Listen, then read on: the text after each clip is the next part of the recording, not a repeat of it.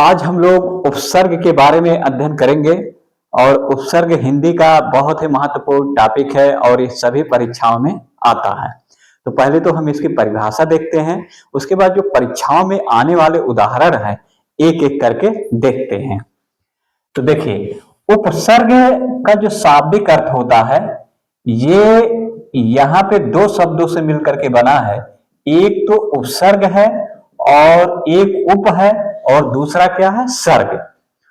उप का जो मतलब होता है ये होता है समीप, समीप या कह सकते हैं पास। और सर्ग का मतलब होता है सृष्टि करना या रचना करना। कह सकते हैं कि रचना करना, रचना करना या इसी को कह सकते हैं सृष्टि करना। यानी पास में आकर के नए शब्दों के निर्माण की प्रक्रिया को ही हम क्या कहते हैं, उपसर्ग कहते हैं। अब देखिए, उपसर्ग का प्रयोग कहां होता है ये ध्यान रखिएगा, ये सदैव किसी शब्द के पहले होता है। उपसर्ग का प्रयोग सदैव किसी शब्द के पहले होता है और जब ये पहले होता है तो इसका ये विशेष अर्थ प्रकट करता है। एक बात तो ये हो गई कि इसका ये विशेष अर्थ प्रकट करता है। और अगली बात ये है, पूछा जाए क्या है, उपसर्ग शब्द है या शब्दांश है, तो इसका उत्तर होगा उपसर्ग एक शब्दांश है। शब्दांश का मतलब ये हुआ कि शब्द का एक अंश मात्र है। तो कभी भी परीक्षा में आए उपसर्ग क्या है, शब्द है या शब्दांश है, तो उत्तर क्या होगा, शब्दांश। अब देखिए, विशेष अर्थ प्रकट करने का मतलब क्या है कि यह इसके अपने ही अर्थ को, जो मूल शब्द होते हैं जिसमें लगता है, उसके अर्थ को परिवर्तित कर देता है।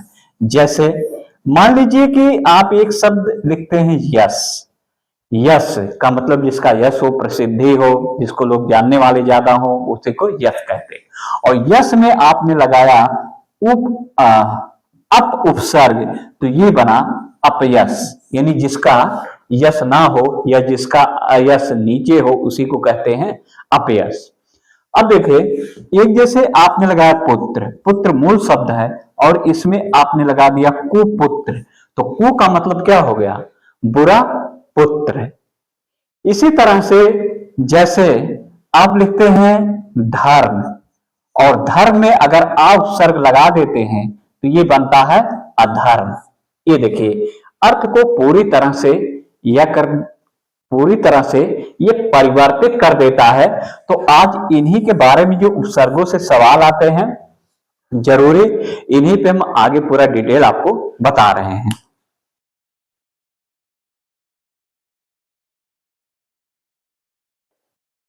ये देखिए उपसर्ग है और ये बहुत ही जरूरी उपसर्ग है। तो जो परीक्षा में आने वाले उपसर्ग हैं वही हमने लिया है और ये कहाँ गलतियां होती हैं ये भी आज हम बताएंगे। आज उपसर्ग पूरी तरह से क्लियर हो जाएगा और परीक्षा में आएगा तो निश्चित तौर पे सही करेंगे। देखिए, उपसर्गों की संख्या हमने इतनी लिखी है, इससे ज्यादा भी है और लेकिन ये जरूरी हमने लिखा। देखिए, एक आया है अनु। अनु का अर्थ होता है पीछे। तो देखिए, एक इसमें अनुज है। ऐसे पूछ लेगा अनुज में कौन उपसर्ग है, आ है, अनु है या जा है या नुज है, ऐसे करके पूछता है। तो ध्यान रखिएगा, अनुज में अनु उपसर्ग है। क्यों? क्योंकि अनु का मतलब होता है पीछे और जा का मतलब होता है जन्म। जिसका जन्म पीछे हो उसी को अनुज कहते हैं। और देखते हैं जो छोटे भाई होते हैं उनका नाम भी कुछ लोग अनुज रखते हैं। तो अनुज का मतलब होता है छोटा भाई। अनुज का शाब्दिक का अनु का मतलब पीछे और जा का मतलब जन्म, जिसका जन्म पीछे हुआ। एक होता है अनुग्रहित। अनुग्रहित देखिए, यानी कि जिस पर अनुग्रह किया गया हो।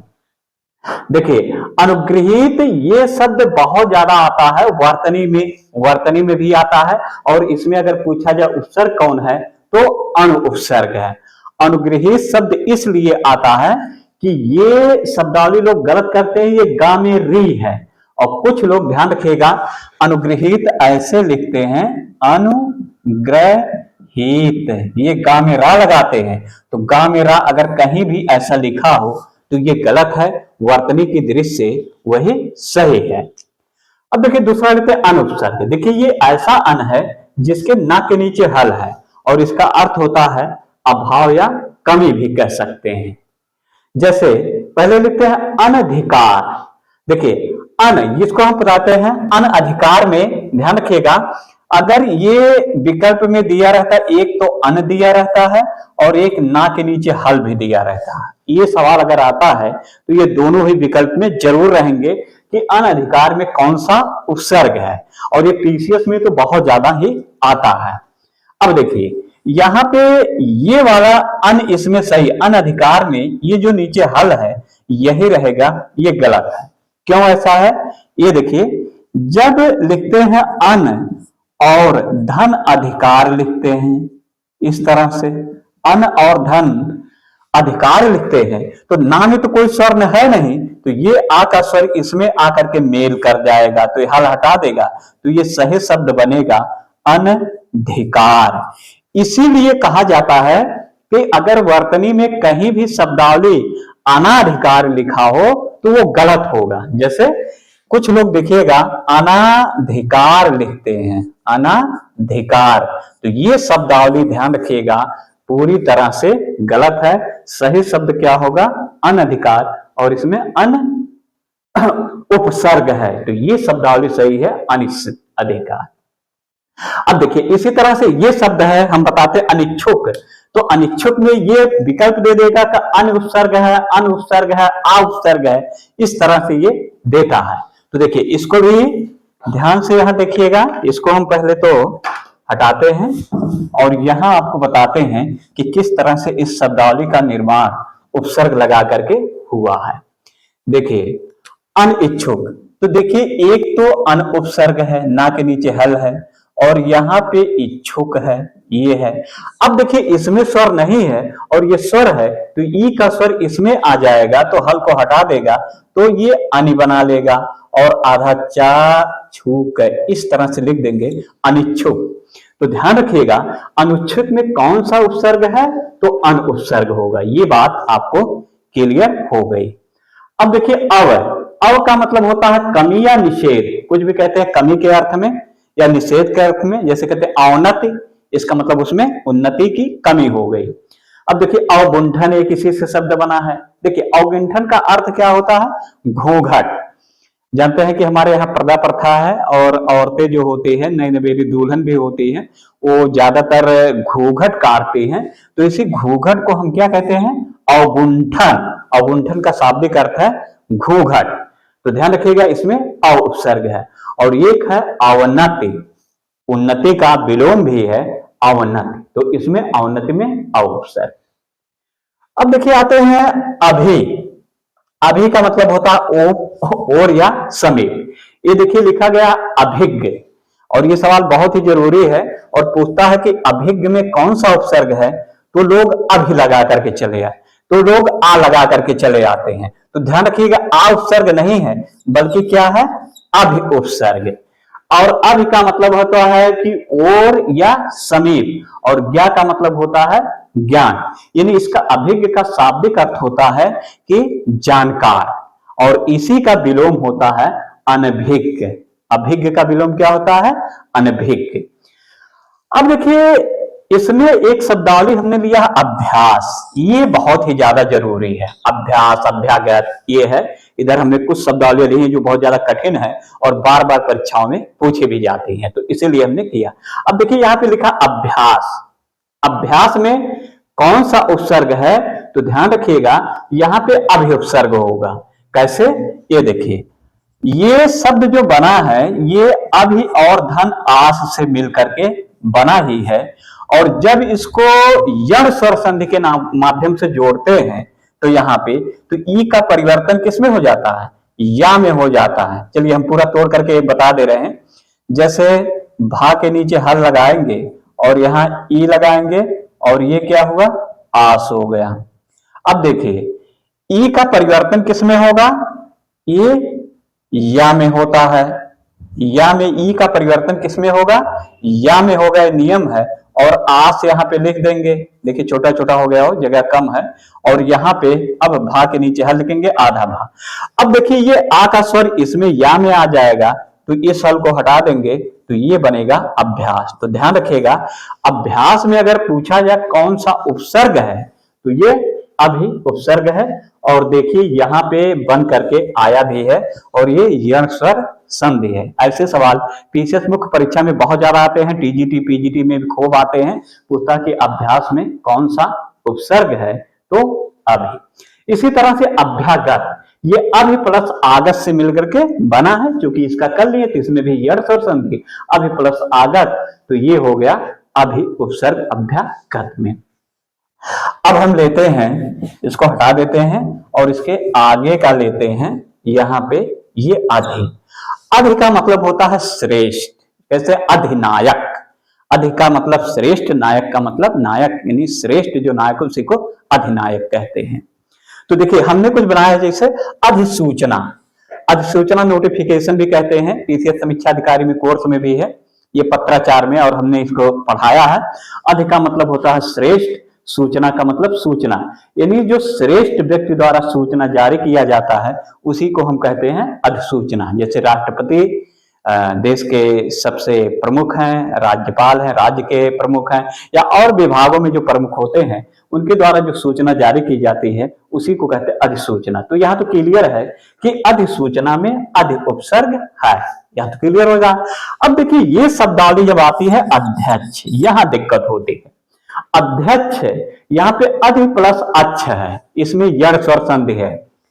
तो ये देखिए अध्यक्ष जो शब्दावली बना है ये अधि और प्लस अच्छ से मिलकर के बना है। चलिए यण स्वर संधि हम इसे आपको तोड़ करके बता भी देते हैं। देखिए धा के नीचे हल लगाएंगे तो ई का स्वर अलग होगा और यहाँ पे अच्छ हो जाएगा। ई का परिवर्तन या में होगा, ये नियम है यण स्वर संधि का। और यहाँ पे अच्छ लिखेंगे, पहले से ही है अच्छ यहाँ पे, और यहाँ पे अध लिखेंगे, धा के नीचे हल है। तो अब देखिए अध, ये आ वाला स्वर इसमें आएगा तो ये बनेगा अध्यक्ष। तो ध्यान रखिएगा अध्यक्ष में कभी भी आए कि कौन सा इसमें उपसर्ग है तो इसमें अधि उपसर्ग होगा, ये आपको ध्यान रखनी। इसी तरह से अध्यात्म अधि प्लस आत्म से मिलकर के बना है। अति लेते हैं, अति का मतलब अधिक होता है या ऊपर भी है। अतिकर्मण, इसमें देखिए कोई दिक्कत नहीं, यहाँ पे अति उपसर्ग है। और यहाँ देखिए दिक्कत आएगी, यहाँ अत्याचार, तो ये अति धन आचार से मिलकर के बना है, इसमें भी यण स्वर संधि है तो अत्याचार बनेगा अति धन चार। इसी तरह से अध्यात्म में, ये देखिए अध्यात्म यहां नहीं लिखना है हमें, अध्यात्म ऊपर हो गया है तो अत्याचार को अति धन आचार। ये लेते हैं परि, परि का मतलब होता है चारों ओर, जैसे कहते हैं परिक्रमण परिभ्रमण, जागरफे में आपने पढ़ा है कि परिक्रमण और परिभ्रमण, तो परिक्रमण और परिभ्रमण दोनों, यह परिक्रमा इसी में आएगा, परिक्षेत्र परिक्रमण, ये देखिए हमने लिख भी दिया। इसी तरह से प्रति, ये भी इंपॉर्टेंट है, प्रति का मतलब विपरीत या उल्टा होता है, प्रतिकूल, इसमें तो क्लियर है, इसमें कोई दिक्कत नहीं। लेकिन प्रत्येक में पूछा जाए प्रत्येक में कौन सा उपसर्ग है तो ये प्रति उपसर्ग होगा, क्योंकि प्रत्येक जो शब्दावली मिलकर के बना है ये प्रति और धन एक से मिलकर के बना है, इसमें भी यण स्वर संधि है और यहाँ पे ये प्रति उपसर्ग होगा। इसी तरह से प्रत्यक्ष जब लिखते हैं तो ये भी इसमें प्रति उपसर्ग है, क्योंकि प्रति और धन अच्छ से मिलकर के बना है तो प्रति उपसर्ग है। देखिए यण स्वर संधियां इसमें काफी ज्यादा मददगार साबित होती हैं और हमने अपने YouTube चैनल इसी पे पढ़ाया भी है, ओपी गोल्डन एकेडमी पे स्वर संधियों के बारे में, तो उसमें यण स्वर संधियां वहां पढ़ लीजिए, उसको हमने अच्छी तरह से क्लियर कर दिया है, तो वहां से पढ़ लेंगे क्लियर हो जाएगा। अब देखिए एक होता सु, सु का मतलब होता अच्छा के संदर्भ में, अच्छे के संदर्भ में, जैसे सुकर्म सुरक्षा, तो इसमें तो क्लियर है। अब देखिए स्वागत बहुत ज्यादा आता है, स्वागत में भी यण स्वर संधि है और ये मिल करके बना है सु और धन आगत से मिलकर के बना है। तो स्वागत में अगर पूछा जाए कौन सा उपसर्ग है तो कौन सा उपसर्ग सु होगा, क्योंकि विकल्प वाले में आता है तो बड़ा अजीब विकल्प देता है, एक दे देगा सु, एक देगा स्वा, एक देगा स्वाग, ऐसे करके विकल्प बनाता है, तो काफी बारीकी होती है, तो इसको आप समझ लेंगे तो क्लियर है या बहुत ही ज्यादा इंपॉर्टेंट है। अगला है सत, ता के नीचे हल है, सत का मतलब होता है अच्छा, तो देखिए जैसे लिखते हैं सत्कार, सत्संग, अब इसमें तो सत क्लियर है। अब देखिए सज्जन, सज्जन जब शब्दावली आएगी तो आपको लगेगा कि सज उपसर्ग है, सज नहीं है बल्कि ये इसमें सत उपसर्ग है। क्यों है? क्योंकि इसमें व्यंजन संधि काम करती है। अब देखिए यहां पे जब संजन का संधि विच्छेद करते हैं तो ये सत और धन जन बनता है, तो सत उपसर्ग इसमें भी है। तो देखिए जो इंपॉर्टेंट शब्दावलियां हैं ये हमने आपको बता दिया, और हिंदी के हमने जो टॉपिक है इसमें पढ़ाया है अपने चैनल पे ओपी गोल्डन एकेडमी पे, तो उसको आप सर्च करेंगे तो मिल जाएगा। और चैनल को आप लोग सब्सक्राइब करिए, लाइक करिए, और इसी तरह वीडियो देखने के लिए आप चैनल पर बने रहिए।